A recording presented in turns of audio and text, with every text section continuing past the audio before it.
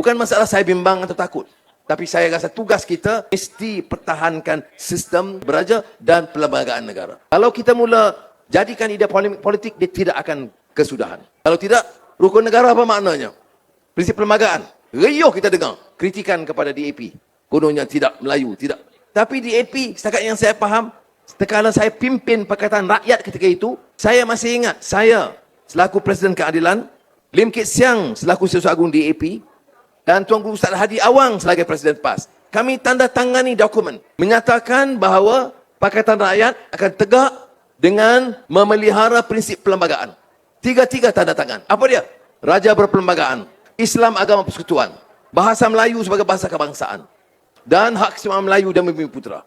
Sudah ditandatangani. Itu ikrar dalam menubuhkan kerajaan perpaduan. Itu prinsipnya yang saya sampaikan kepada Buah Duli Yang Mulia yang di-Pertuan Agong ketika itu Sultan Pahang. Malaysia ini negara berbilang kau. Islam tetap agama persekutuan. Hak keseimbangan Melayu dan Bumi Putera tetap menjadi tonggak dalam perlembagaan. Begitu juga Islam, hak keseimbangan, bahasa dan kemuliaan Raja-Raja Melayu. Convention DAP mengulangi hal yang sama. Saya jelaskan perkara ini kerana saya tahu, termasuk rakan-rakan yang bersama akan gunakan ini di kampung-kampung seperti yang saya lihat berlaku di Johor. Jadi saya mohon saudara, kita bertempur cara waras dan baik.